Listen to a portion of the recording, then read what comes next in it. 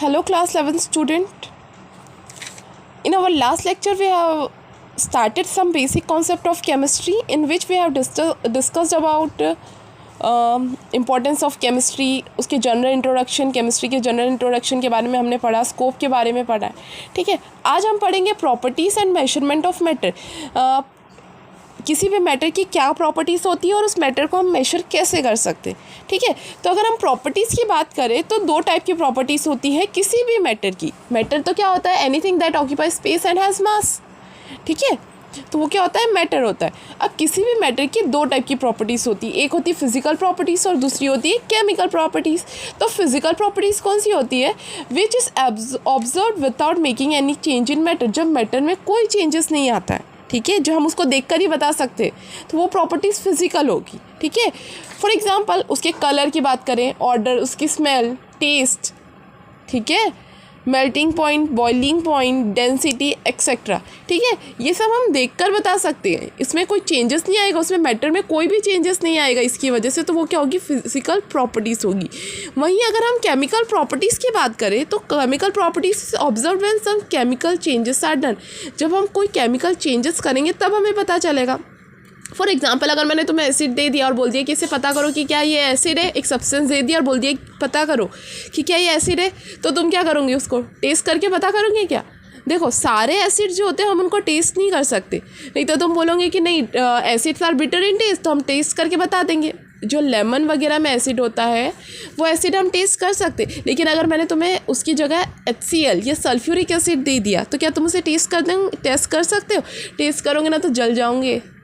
ठीक है, तो ये जो एसिड्स होते हैं हम टेस्ट करके नहीं बता सकते सारे एसिड्स. तो उसके लिए क्या करते हैं, हम कुछ केमिकल रिएक्शंस करवाते हैं, कुछ केमिकल चेंजेस करवाते हैं.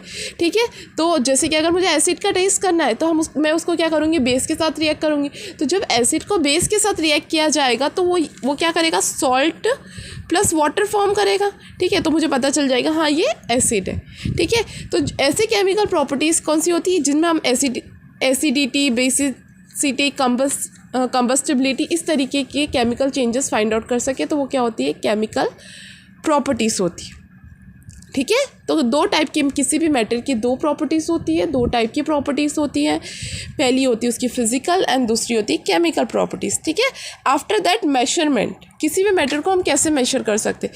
तो देखो, मेजर करने के लिए हमें बेसिकली दो चीज़ की रिक्वायरमेंट होती है, एक होती है नंबर और एक दूसरी होती है यूनिट. ठीक है, हमें कोई भी चीज़ मेजर करने के लिए एक नंबर की भी ज़रूरत है और एक यूनिट भी ज़रूरत है.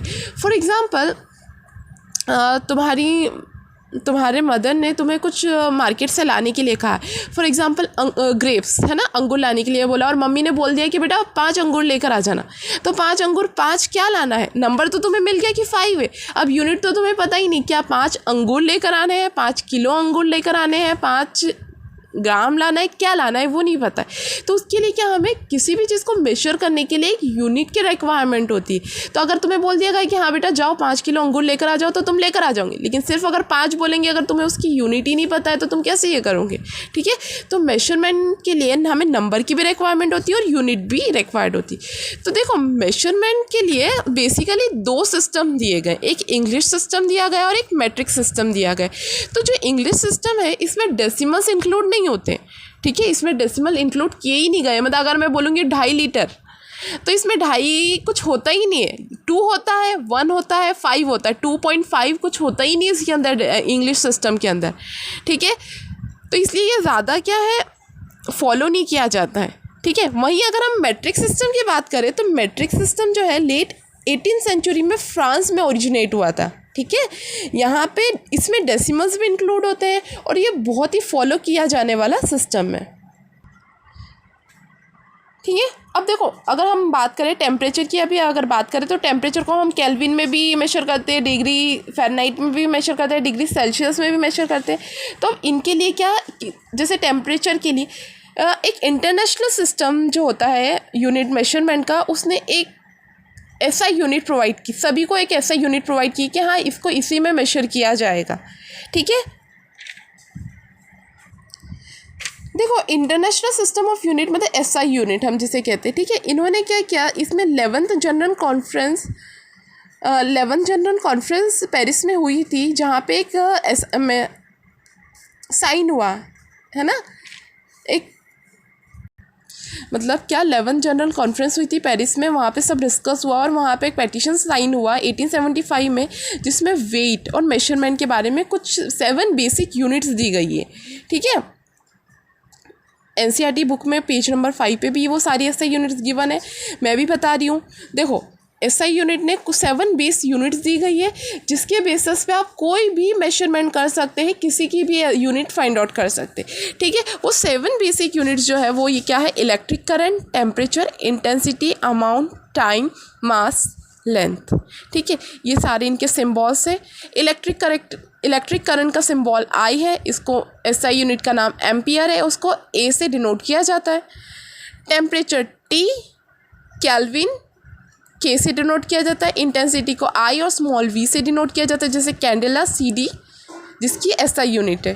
ठीक है, अमाउंट को स्मॉल एन से डिनोट किया जाता है, जिसकी नेम है मोल और सिंबल है MOL, मोल। ठीक है, टाइम टी सेकेंड्स इसकी एसआई यूनिट का नाम है और इसे एस से डिनोट किया जाता है।